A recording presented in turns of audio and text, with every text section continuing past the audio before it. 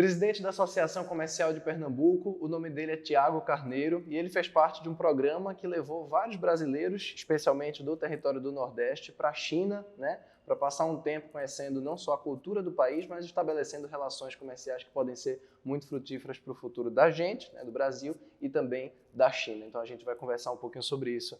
Muito prazer, Tiago. Bom dia, André. Ter você aqui comigo. Muito prazer. Bom, a primeira coisa que eu quero te perguntar, antes de qualquer coisa, é como foi essa viagem? Como foram esses 20 dias que você passou na China? Como foi a viagem? Como foi eu conhecer essa cultura tão diferente da nossa? E como foi começar a estabelecer essas relações comerciais, essas relações econômicas, culturais? E, lógico, também não posso deixar de pedir para você se apresentar e falar um pouquinho sobre o teu trabalho aqui na associação há tanto tempo. Maravilha. André, o nosso trabalho aqui na Associação Comercial de Pernambuco é um trabalho principalmente institucional, né, onde a gente representa, defende os interesses das empresas associadas, sejam pernambucanas ou não. Temos nos nossos quadros empresas multinacionais e de outros estados também. E a viagem à China foi transformadora. Realmente, a gente tinha uma visão que nos é passada aqui pelo Ocidente sobre a China, sobre o mercado da China, sobre as questões políticas da China, e a gente teve a oportunidade de fazer essa visita a convite do governo chinês e ver de fato como é o país, e é um país muito pujante, com muitas oportunidades e com um capitalismo voraz. E a gente está vendo o reflexo disso no Brasil, né? Porque de alguma maneira a gente, mesmo sem perceber, o mercado chinês, a força do mercado chinês, da economia chinesa, já chega para a gente na forma como a gente está consumindo muitos produtos com valor agregado. E eu queria te perguntar como é que você viu isso na prática lá, como é que foi vivenciar essa variedade, essa multiplicidade na China mesmo, estando lá nesses 20 dias. Foi muito curioso. Inclusive, hoje pela manhã eu estava conversando com um associado, né, que estava enaltecendo a iniciativa, a viagem, apoiando e justificando que não vai poder estar presente na nossa próxima missão, mas a questão do comércio lá da China, assim, é muito grande, tudo no superlativo, né? Até porque é uma população de 1,4 bilhão de pessoas, né? Então tudo é no superlativo. A gente não tem nem ideia do que é isso. Não tem. Até ver com meus próprios olhos eu não tinha ideia de fato. E a gente não tem a menor ideia do que é isso na prática, essa quantidade de pessoas e como é que isso interfere no dia a dia mesmo, na questão inclusive de infraestrutura, né? Você percebeu muito isso lá também? Muito. As infraestruturas das cidades que a gente teve a oportunidade de visitar, assim, rodovias muito bem construídas, né? Largas, muito espaço para muito carro, porque tudo lá é muito grande. Mas eu costumo dizer, ainda não acabaram as oportunidades da China. Ainda tem muita oportunidade. Claro que algumas partes do mercado já foram tomadas, né, por alguns atores aí dos negócios, mas ainda tem muita oportunidade, e principalmente para o Nordeste do Brasil e para o estado de Pernambuco, aonde a gente teve a oportunidade no porto da cidade de Xiamen, né, de incluir Pernambuco na nova Rota da Seda. E eu queria saber também, assim, sobre as conversas que você teve lá, né? Porque eu imagino que tenham tido vários almoços, jantares e conversas com pessoas da área dos negócios. Eu queria saber, assim, como é criar esses vínculos e criando aos poucos num país que você tem uma língua, né, completamente diferente, né? Como é que foi essas conversas? Como é que se estabeleceu essa relação ao longo desses 20 dias? Foi difícil? Foi fácil? Né? Como é que foi isso? Olha, estabelecer relação com o povo chinês é muito fácil. Eles prezam muito pelo relacionamento, pela amizade. Uma diferença que eu fiz questão de registrar lá para a equipe do seminário é que aqui no Brasil a gente tem o hábito de dizer amigos, amigos, negócios à parte. Lá eles têm outra visão, a gente tem que se conectar, a gente tem que ser amigos, a gente tem que estabelecer um relacionamento e depois o negócio pode vir a surgir ou não. O foco é no relacionamento, é na pessoa, né? E depois, caso seja oportuno, conveniente para as partes, pode acontecer o negócio, mas sempre focando no relacionamento interpessoal, na amizade. Quer dizer, existe muito essa coisa de sentir a confiança no corpo a corpo mesmo, no olhar, né, na conversa, e foi isso também que você foi fazer lá nesse período, né? Exatamente. E já entrando um pouco na parte da cultura, eles têm o hábito de fazer reuniões, né, sempre com bebidas alcoólicas, tá? No jantar mais, não no almoço, por conta de outros compromissos eventuais que podem ter. E lá, eles têm uma expressão que eles usam, gambei, né, que você vira a bebida, como se fosse virar aqui no Brasil.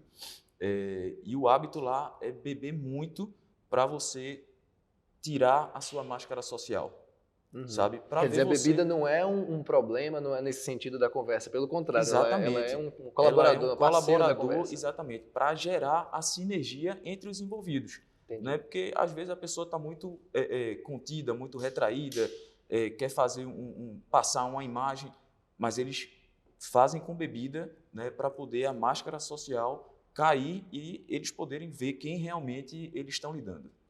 Quer dizer, então já quebra um pouco esse gelo do primeiro contato, ainda mais sendo de um país estrangeiro, né? Sim, Então, certamente. você sentiu, então, desde o começo, essa receptividade da parte deles. Eu me pergunto, com um país tão desenvolvido e que está em desenvolvimento tão crescente quanto a China, esse desenvolvimento exponencial que a gente vem comentando, o que é que mais, em primeiro momento, você acha que o Brasil pode adquirir de conhecimento nessa reabertura que o país está tendo agora, depois da pandemia? Porque essa ida de vocês para lá foi um começo ainda de uma relação que deve ser Sim. duradoura, né? André, a maior lição que eu vejo é na cultura dos negócios, né? A forma como eles fazem negócio. Eles estão muito capitalizados, né? E eu posso até dizer assim, ávidos a investimentos, né? Estão com muito recurso e pouca opções de investimento. Então, eles olham para o Brasil aqui agora, olham para Pernambuco, né, como um novo ambiente de ainda mais oportunidades. Sim, e é interessante, né, a gente lembrar que esse comércio, esse fluxo de comércio do exterior com o Brasil tem se dado muito em territórios do Sudeste, né, o eixo Rio-São Paulo. E aí eu te pergunto, né, essa importância, como é que eles têm visto isso, como é que vocês têm visto isso como pessoas do Nordeste, de Pernambuco, que foram para lá, né, como está esse terreno aqui, né, o quão fértil está esse terreno para eles, como é que eles têm visto essa expansão cada vez maior, né, essa possibilidade de se expandir mais para além do eixo Rio-São Paulo e futuramente para além do Brasil também, porque eles estão tentando se abrir cada vez mais. Sim, a gente vê isso muito claramente, essa abertura, né, essa disponibilidade de abrir o mercado deles para o mundo, né? A gente percebe muito isso e especificamente para Pernambuco, para o Nordeste, a gente pode falar, a gente vê esse investimento deles, né? Tanto que na viagem não foi ninguém de fora do Nordeste, né? Para o grupo que foi para esse seminário. Tinha pessoas de Pernambuco e Sergipe, tá? Então, você vê que eles estão com um olhar voltado para o Nordeste. O Brasil, mundo afora, tem como referência a cidade de São Paulo, né? Eles poderiam levar pessoas de São Paulo para fazer os negócios, mas lá eles já estão muito bem assistidos, né? Lá eles já estão estabelecidos lá e eles estão vendo Pernambuco agora e o Nordeste, claro, como a bola da vez de investimento, né? De um olhar mais acurado para os negócios aqui. O que eu acho mais interessante nisso que você falou é a demonstração de que, ao olhar para a China, né, olhar para esse desenvolvimento e essa visão deles, a gente pode perceber a nossa força de protagonismo também, né, tanto do Brasil como principalmente Pernambuco. Então, assim, eu pergunto também a você o que é que você percebeu nessas conversas com eles, nessas relações, o que é que a gente também tem a contribuir, o que a gente pode contribuir que eles de repente ainda não tenham encontrado, sobretudo do ponto de vista também cultural, mas da economia, da agricultura, da nossa forma, que a gente tem um potencial gigantesco, né, também aqui. Certamente. A questão da agricultura, lá na China, eles não têm uma agricultura muito forte, porque apesar de ser um país que tem uma extensão territorial bem generosa, vamos chamar Continental, assim, né? continental, o terreno é muito acidentado, então tem muitas montanhas, tá? É por isso que existe tanta aquisição de proteína animal do Brasil, de empresas brasileiras, diretamente para lá. A gente teve a oportunidade de visitar a maior rede de supermercados, né? E lá os clientes dele de proteína animal tinha lá 3 empresas brasileiras importantes aí contribuindo e a gente vai levar também essa oportunidade para empresas pernambucanas, né, de proteína animal, para lá, porque a demanda não é atendida 100%. Então, ainda existe muito mercado, ainda existe muito espaço para empresas menores de Pernambuco ofertarem a proteína animal para lá. E eu acho que muito importante também quando a gente pensa na China e pensa, né, nessa força cultural é lembrar que a China não é uma coisa só, né? A gente já falou sobre isso. A China tem essa multiplicidade cultural e que muita coisa varia muito de uma cidade até para outra, como acontece aqui no Brasil também. Às vezes a gente esquece disso, né? Aí eu te pergunto, nesse período que você passou lá também, o que você percebeu de comportamento e de variedade mesmo, de infraestrutura de uma cidade para outra? Que eu tenho muita curiosidade de saber disso. Todas as cidades lá têm muito investimento em infraestrutura, né? Isso é quase que uma cultura do povo chinês, né?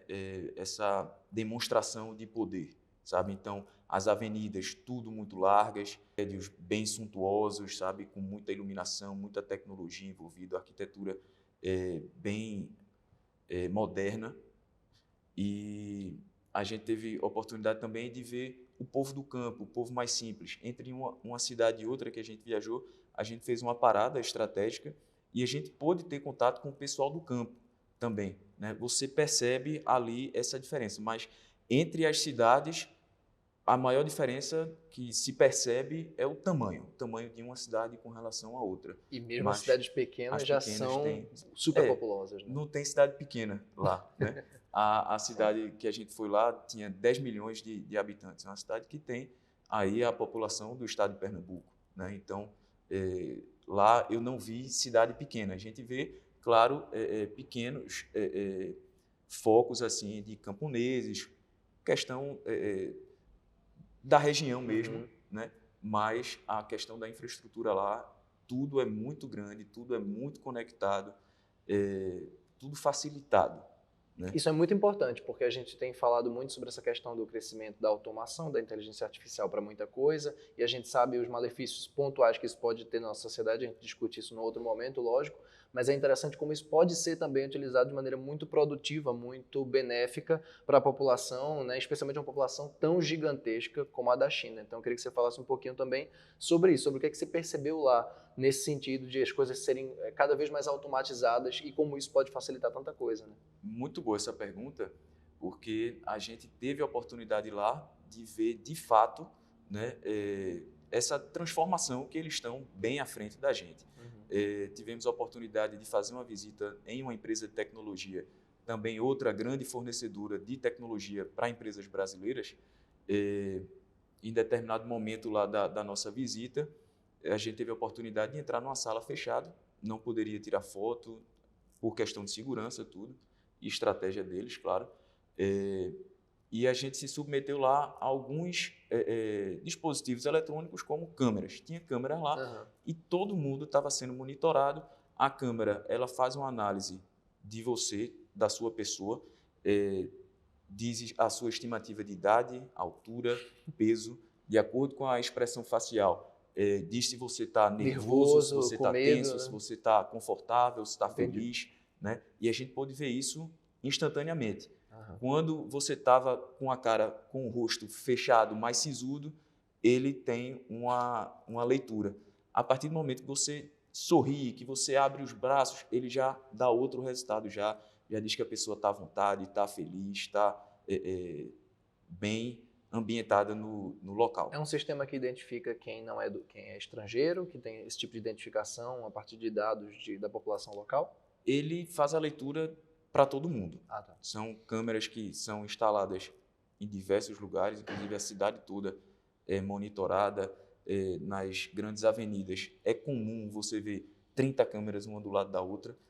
Então, esse super monitoramento que eles fazem lá é pensando sempre na coletividade, não na individualidade, né? Assim, vamos instalar aqui as câmeras, né, para que a gente possa atender a todas as demandas, seja um acidente de carro, seja um crime consumado ou para evitar a prática de um crime. Então, se, como você falou muito bem, se bem utilizada, né, a destinação do uso da tecnologia for bem utilizado, bem aproveitado, isso realmente transforma a sociedade.